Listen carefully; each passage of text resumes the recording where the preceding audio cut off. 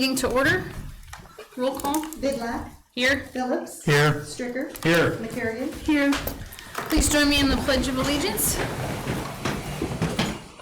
I pledge Allegiance to the flag of the United States of America and to the republic for which it stands, one nation, under God, indivisible, with liberty and justice for all.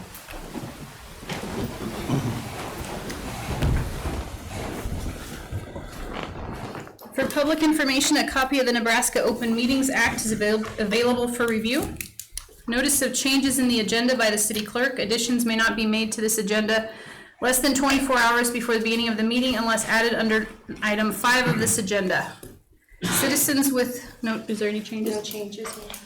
Citizens with business not scheduled on the agenda as required by state law, no matter may be considered under this item unless council determines that this matter requires emergency action. Do we have any emergency action?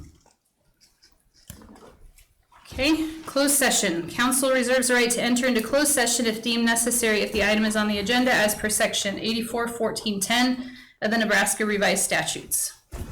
Consent calendar. Items in the consent calendar are proposed for adoption by one action for all items unless any member of the council requests that an item be considered separately. I'll make a motion to accept the consent calendar. Okay, I'll second it. comments, questions? Okay, Phillips. Yes. McCarrigan. Yes. Stricker. Yes. Vidlac. yes. Claim removed from consent calendar. Council to consider and take action on the claim to Intralinks in the amount of $10,956.42. I need to declare a conflict on that. I'll make a motion to accept the conflict. Okay, I'll second it. McCarrigan. Yes. Stricker. Yes. Vidlac. yes. Okay, council to consider and take action on the claim to Intralinks in the amount of $10,956.42. Okay, Mayor and Council, I have the claims in front of me. Everything looks in order. There's an annual subscription to Teams. There's 3 or 4 Data Alto backups, and then the regular server maintenance, and then there's a hard drive that was purchased as well. So for a total of a little over $10,000. Sorry, I wasn't on the right thing here. So those are the, $10,956.42. So everything looks good. so that's the extra stuff beyond the managed services. Yes, absolutely. Yep. Okay, any other questions or comments on that? I'll make a motion to approve. Okay, Second, go ahead, Kim. Stricker. yes. Vidlac. Yes. McCarrigan. Yes. Okay, financial report. Council to receive the September 2025 financial report. Good evening, Mayor and Council. Lane Kazire, Finance Director. Let me go to the second page right away, Taylor. I'm just going to start here. This is how we ended the last month of the year. Overall, you see at the very bottom, in the second to last column, there is $52,812,000. That's the total cash held by the city. And then over there, highlighted in the yellow, we had, big chunk of property tax always hits in September. So that's the increase in general, and then the CRA or the TIF fund. Sales tax, big chunk of that economic development, why that was so high this month, and just nothing going out. And then the street department had 42nd Street and the new pickup that was approved for the new superintendent back in May, I think is when that was done. Does that sound right? May, when it was approved, and it finally showed up right at the end of the fiscal year. So that was welcome. The next one, I think we're still waiting. There's a couple of other capital that we're still waiting on. Sanitation is still waiting on a truck, and then transportation's waiting on a dump truck still too from last year. That we have fingers crossed we can still get into last year's budget, but I don't know, no promises. Next one is the budget to actual comparisons for September. So this is expenditures versus the budgeted expenditures. The top 2 lines are the expenditures. Nobody's over 100% there. Everybody is right in line with where they're supposed to be. You see streets is a little bit low at 45%. That was, we were planning on that chip seal. That just did not quite pan out this year, so that's why they only spent 45% of their budgeted expenses. And then on the flip side to that, with the revenues at the bottom, why they only received 60% of their revenues, is we anticipated that bond revenue that we just didn't get. So, which is fine. We push that out to next year, and we won't bond for it either. So it'll work out in the end. And then the next page we'll talk about is the funds, and this is the end of the fiscal year. But I always like to remind everybody this is non-audited numbers that will change these numbers. In some cases drastically, just based off infrastructure depreciation. Cemetery perpetual was negative this year. Again, you know, you budget $350,000 out every year and you only budget $80,000 in. That's what's gonna happen. That's why we moved that $350,000 transfer to the general fund instead of the perpetual care fund, just to let that fund build. Special projects, that was a lot of the ARPA money this year. Safe Streets for All also started to see some expenditures this year. And then we also had the insurance repairs. So that fund, we anticipated that to go down pretty drastically this year, and it did. Public safety, we had it was the Motorola maintenance contract from the previous fiscal year for the communication center. That's why that is $56,000 negative. That was the big chunk of that. And then debt service, that was the transfer of making the debt payments from the street fund to the debt service payment to get that fund spent down. Other than that, every other department finished net positive at the end of the fiscal year so far, so before the audit. So that's really all I have for the end of the fiscal year. Okay, any questions for Lane? You highlighted the ones I had. Okay, great, thank you. Thank you, Lane. Thanks. Thank you. Can I have a motion to approve? I'll move to approve. Second. Any other comments or questions on financials? Okay, Kerrigan? Yes. Phillips? Yes. Vidlac? yes. Stricker? Yes. Okay, resolution and ordinances. Council to discuss and consider action on the second reading of the ordinance to rezone the proposed lots 1 and 2, Block 1, Papa Moon subdivision from A, agriculture to R1B, rural residential. Can you read it first? An ordinance of the City of Scottsbluff, Nebraska dealing with zoning, amending section 25-1-4 by updating the official zoning district map to show that lots 1 and 2, block 1, Papa Moon subdivision, located in the northeast quarter of the northeast quarter of section 18, township 22 north, range 54 west of the 6th principal meridian, Scottsbluff County, Nebraska, containing an area of 6.22 acres more or less, which was previously zoned as agricultural A, is now zoned rural residential estate R-1B, repealing prior section 25-1-4, providing for an effective date and providing for publication in pamphlet form. Do you want to, anything you want to add to that? You have some questions? So so this is just reading it, no public comment if there's, I know there's people here. The reason I ask that is because it seems they're not always that way, you know them. For me, I think you know them when you see them, but this is pretty straightforward. It's part of the comprehensive plan.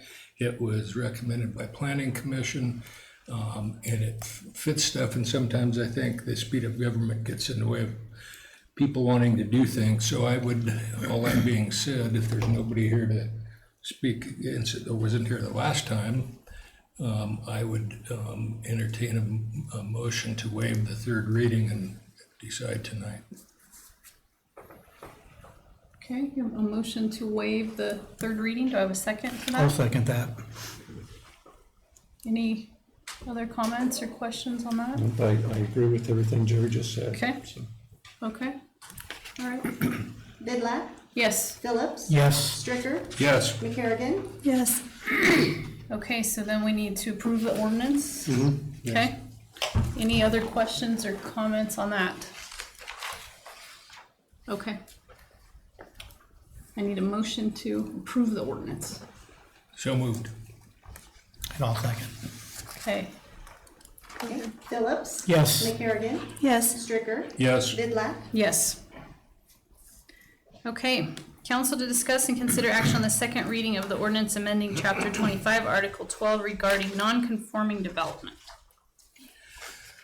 An ordinance of the City of Scottsbluff, Nebraska, amending the Scottsbluff Municipal Code relating to non-conforming development at Chapter 25, Article 12, by amending the sections of the article to include non-conforming buildings, off-street parking facilities and lots, and update the article as it relates to non-conforming development, to provide for an effective date, and to provide for publication in pamphlet form. Can you remind me what? This is this come adding from? some language to the non-conforming ordinances. It used to just be specific to uses. Now it's lots, buildings, uses, and off-street parking, and then it establishes a date of September, I think, 2000 for consideration in the non-conforming uses. This also went before the Planning Commission, and they made a positive recommendation.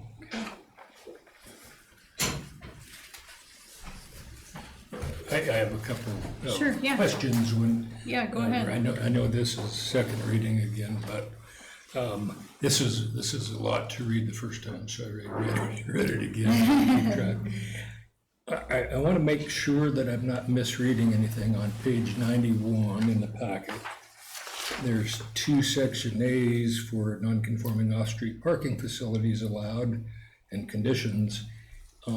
Is that a duplicate? I'm gonna have to catch up to you. 21A, and then he's got another A. I think that should be a B. That second A should be a B. Yep. But they also read the exact same, unless I'm missing a word or something. They're all on off-street parking?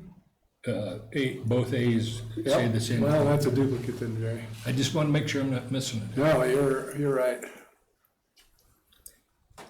And then I did have a question on the 22A, where it talks about non-conforming off-street parking facilities causes special hazards or problems. I go to the definition section in the zoning, and I don't see a definition for special hazard. Is there, what would be an example of a special hazard? I suppose anything with safety related would be a special hazard. So it's kind of like case by case, and Yeah. you have to vet them out to see if it is or isn't. You probably know it when you see it type thing. Okay. We would identify that in the notice to Oh, the okay. owner. I just didn't know if there was any specific hazard, other than standard safety. Yeah, just Okay. what the regular meaning Fair is. fair enough. That's all I had. Anyone else have any questions or comments? Okay. Council to approve the resolution to exit and withdraw from the One Library Consortium interlocal agreement and authorize the mayor to sign the resolution. Okay, Mayor and Council, currently we have an agreement with the, is it the West Nebraska Consortium?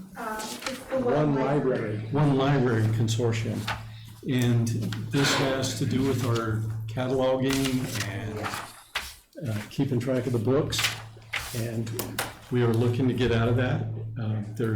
Right now, there's 3 organizations in the consortium, and several have left. Is that safe to say? Why don't we have you Can come we up have and introduce yourself, please? All right. I mean, we know you. but- Elaine Bleish, I'm the library director.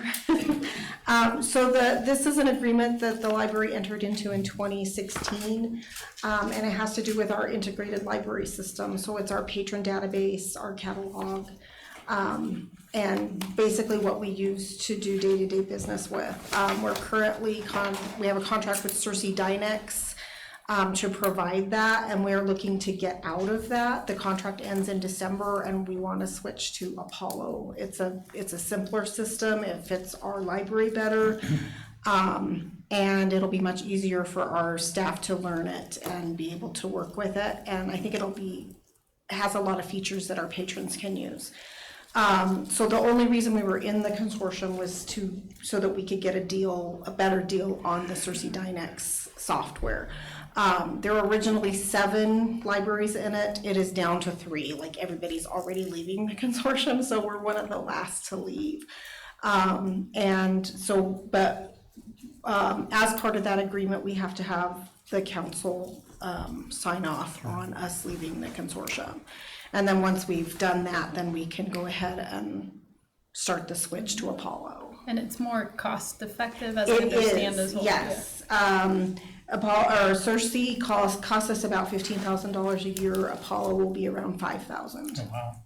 There's an initial cost for the to migrate our data. Sure. But the Nebraska Library Commission is holding around $7,000 for us to help mitigate that cost. So it should be, we might have to pay a little bit more than what they have on hold, but it should be about that same, it's around $7,000 to migrate, so. Question? So the financial aspect is certainly good. Yes. Who are the last libraries standing in the, Papillion and Wayne. They're the other 2 in the consortium. So Norfolk is leaving as of the last of December, and Columbus. There's a community called Northeast Community College has already left. Seward. is there any libraries that have experience with the Apollo that you want to be vetted? Yes, actually, Alliance uses it, and I used to work there, so I am very familiar with it. Gearing uses it, Kimball uses it, Bridgeport, a lot of the libraries in western Nebraska already use it. And we'll be able to set it up so that, like, if we don't have a book and you want to see if Gearing has it, you can do it without leaving our catalog. You can, like, say, search Gearing's catalog, and we can share information. And the bonus would be they're kind of local, it sounds like. Yeah. So, Plus, it'll save us about $10,000 annually. Yes, so. okay. Thank you. Thank you, Lane. Thanks, Elaine. Any other comments or questions on that? Make a motion to approve the resolution to withdraw from the One Library Consortium. Okay, do I have a second? I'll second. Any other comments, questions? Okay. McCarrigan. Yes. Stricker. Yes. Vidlac. Yes. Phillips. Yes. Okay, petitions, communications, public input. Council to make a recommendation to the Nebraska Liquor Control Commission regarding a manager change amendment to name Keith Stoney as the liquor license manager of Walmart, number 867, 3322 Avenue I, Scottsbluff, Nebraska. And Mayor and Council, I was actually at a landfill meeting doing this, so is this Keith? Yep, I'm Keith. All right, go for it. Just same thing as last time, right? Just only a change of store manager is what the reason is. We didn't have any issues with the liquor license. I've personally got 20 years of salary manager experience with Walmart. I've actually been a liquor license holder for 10 of those years, but in Kansas, we didn't do hard liquor at Walmart's there. So this is the first time having a hard liquor license. We are an ID all store. So we ID every single customer that comes through. We do finally have the technology that should be starting here before the end of the year that we'll be able to scan IDs also. So that'll be a lot easier. Currently, like bi-weekly, we'll get a report from our regional level of what our override percent is. If there's an issue with the license, it won't key in or whatnot. And we are generally right around 0.5% of our IDs. For the state of Nebraska, it's between 50 and 60%. There's other stores that are ID also, but we take it pretty seriously. I was pretty serious with it down in Kansas also. Some other things as a store that we're doing, we've noticed some minor thefts of alcohol. So once we get some moves made and some approvals done, we'll actually be closing off that area in the evenings when some of that theft is happening more occasionally. So we've got some fences already in store, and we'll be able to close that off with a call button for similar to what's in some of our other locking areas. So if a customer does need something that's inside there, they'll be able to get it out. So other than that, I guess you want to know. So I'm trying to picture, well, I know where the liquor area is. Is it like, do you have like mall type gates or? We do, so it is in kind of a cove back by the dairy department.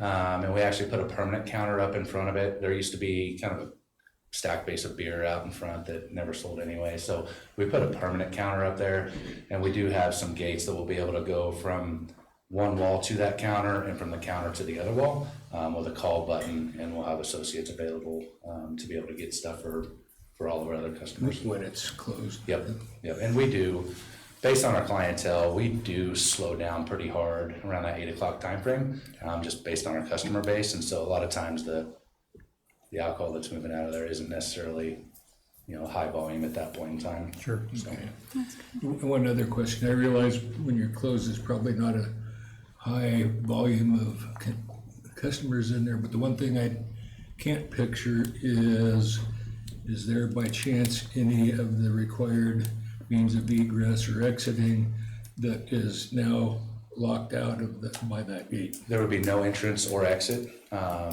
It would be totally enclosed. There's no way to get into it if that gate is closed. I'm talking from the building, the whole building, fire exits. Nope, it's not blocking anything. Okay. Nope.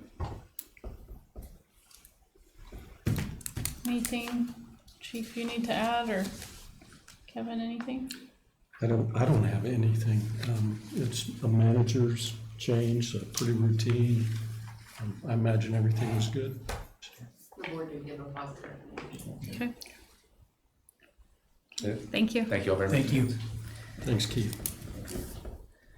Have a motion to make a recommendation of some kind.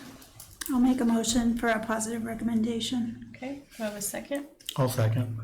Any other comments or questions? Okay, Stricker, Yes. Vidlac, yes. Phillips, Yes. McCarrigan. Yes.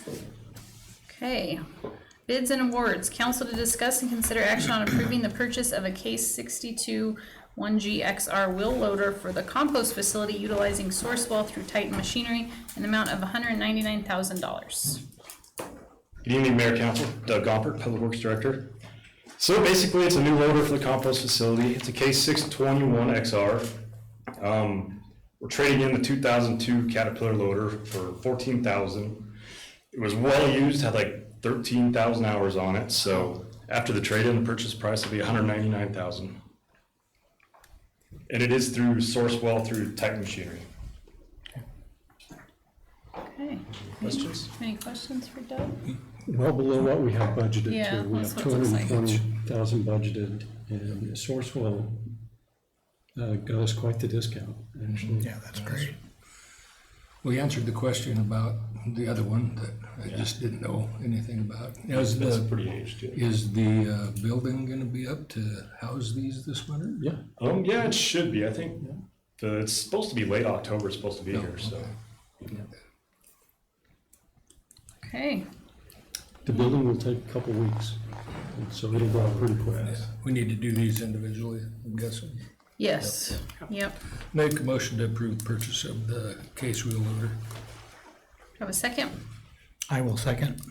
Any other comments or questions? Okay, Kim? Vidlac, Yes. Phillips, Yes. Stricker, Yes. McCarrigan. Yes.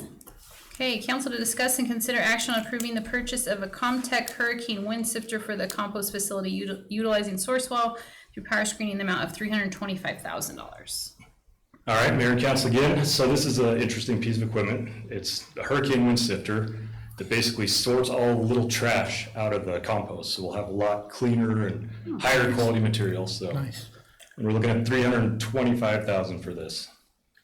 And it is through Sourcewell as well. What was budgeted for this, Doug? $380, I believe. Okay. And it is a Below demo it. unit, so it's just got very few hours on it. Okay. And is this a new type of equipment out there? Yes, it is. Some of the old screens kind of did it, but this will improve the process greatly. We'll have a lot better product. Yeah. Everybody around that I know says the Scottsbluff compost amongst the finest in the valley. They do. Good to know. It's about to get better, Jerry. It's about to get better. Charge more. Yeah, absolutely. Okay, thank you. Thank you. Thank you, Doug. Do you have a motion to approve? I'll make the motion to approve. Okay, do we have a second? I'll second it. Any other comments or questions? Okay, Phillips, Yes. McCarrigan, Yes. Stricker, Yes. Vidlac. yes. Okay, reports from staff, boards, and commissions. Council discussion and instruction to staff regarding the City of Scottsbluff's Keno Funds policy and application. Okay, I wanted to get this before you guys. You know, the Midwest applied for Keno funds and we really didn't have a process. There's another organization that wants to apply as well. And our Keno funds have accumulated. You know, we've been focused on our ARPA funding and we need to get those spent by December of '26. So the Keno funds have accumulated. We're over 350,000, I believe. And we take in about 60 to 65,000 annually. And so this is a policy, and then there's an application form that accompanies this.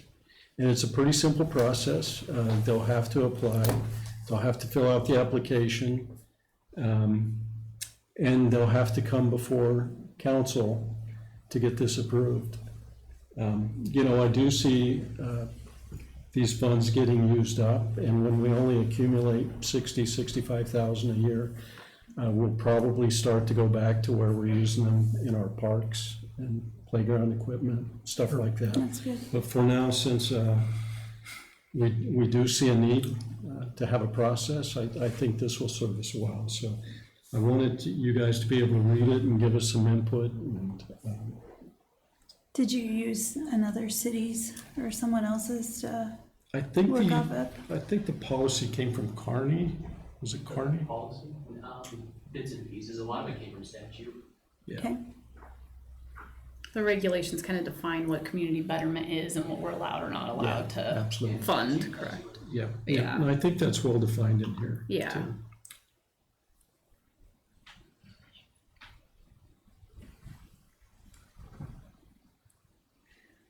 Project budget is in here, project justification, so I think it's a pretty good process. But if you guys see something you'd like to have added or a change that you would recommend, we'll definitely get it taken care of. I think this is good. I like the application and I like that they come and provide some information. We can ask questions and I think this is good. We, our goal is to keep it simple and comprehensive, so. Yeah. So, I know that, at least one person had mentioned there's other groups that might, like access to those, but aren't aware of those. Is this gonna just, do we have an amount in mind that we wanna parse this down to, or, leave some balance in there? You know, me and Lane talked about putting a dollar amount in this, and we decided not to. Okay. I think as this fund gets spent down, it'll be up to us to keep you all up to date on what that number is, and you guys can make that decision at the time. Is there a maximum amount of, for can somebody come in and say, I want 300,000? No, and we left that out of this. That'll be up to us and you all to make that determination. What we wanted, we didn't want to set a dollar amount. If somebody came in with a community need that really could use the funds, and we have them available, we want them to have access if it's a good project. So we didn't want to limit it by putting dollar amounts in this policy. So, but we did talk about it. And is it gonna be advertised on the website somewhere that Put the that this is application on there. if we approve this, it's available? We can do that. We can absolutely do that. Wanted to get it in front of you all and get it approved and get some guidance from you guys. And we're thinking like kind of a ongoing application period, rolling period where it would be open. Yeah. Ongoing, no set timeframe. Yeah. Okay. Yeah. So not a specific one, just a, It's just as it's the funds are open, available. yeah. Yeah. I think putting on the website's a good idea so people can access it if they. Yeah, If they and I need think to. there's some language in here about, under transparency, maybe about putting it on our website and putting reports on the website about how the fund has been. Oh, that's great. Yeah, it Yeah, does, good. yeah, it does, it I don't says know why I that. did that to myself, but. Yeah. Sounds great. Applications and funded projects on city website, so I think it's that's gonna be great. some natural advertisement too. Sure. I like it. I appreciate you guys working on it. Yeah, I think it's good. it's nice to have some guidance. Yeah, Yeah, yeah. hopefully it'll go out in the media too. Yep. Do you need official approval of that, just discussion? Yeah, if you're We ready to do Okay. that, or if you want Okay, time to think about it and bring it back, that's whatever you wanna do. I'll make a motion to approve it. okay. I'll second it. Any other discussion, comments, or questions? Okay, Stricker? Yes. Vidlac? yes. Phillips? Yes. McCarrigan? Yes. Okay. Council to receive an update on the landfill. Okay, there's been a lot going on with the landfill, and so wanted to give you guys an update during a meeting. But, you know, we hired HDR out of Omaha, an engineering firm, to represent us at the Planning Commission in Sioux County. Shortly after we did that and kind of got organized, we learned that Sioux County had passed a moratorium on landfills in April, that actually runs through October. And as HDR was preparing to present to the Planning Commission, we learned that they were going to extend that moratorium for another 6 months, and they did that. So the group did go meet with the Planning Commission up there, and it's actually, they met with the Planning Commission, and later at the Commissioners' meeting, they extended the moratorium. So it's gonna run through April. We have a purchase agreement with the landowner, David Lockemer, that expires January 21st, 2026. We met with him to discuss an extension. He doesn't really want to extend that. So we're going to be faced with some difficult decisions here in the next few weeks, and I wanted you guys to know that. So we're talking about maybe looking at some other sites. So we'll meet again tomorrow. We'll meet with HDR, and we'll have those discussions. There's talk about going and meeting with the county attorney up there, just to ask if there's any chance we could get a conditional use permit. I don't know how he would answer that, so that might be something that we do, but we'll discuss that with HDR on Wednesday. I might have said tomorrow, but it's Wednesday. And we'll be formulating a plan to go forward. We might be looking at other sites. You know, it's become obvious that both Gearing and Scottsbluff is going to have to take their garbage someplace other than Gearing's landfill when it goes full. They're saying November of 2026 still. It's probably going to be longer than that, but they're going to stick with that date, just to be cautious. So in the next few weeks, I'll start researching some options and start to explore some tipping fee prices at other locations. So. What's the status on the transfer station, Kevin? Transfer station's being worked on. I looked at some designs a few weeks ago.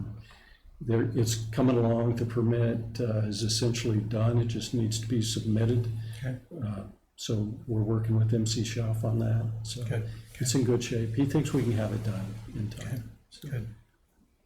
Is there any, Are you getting bids from like TDS or Yeah. those other? we'll go to TDS for a bid and Waste Connection for a Okay.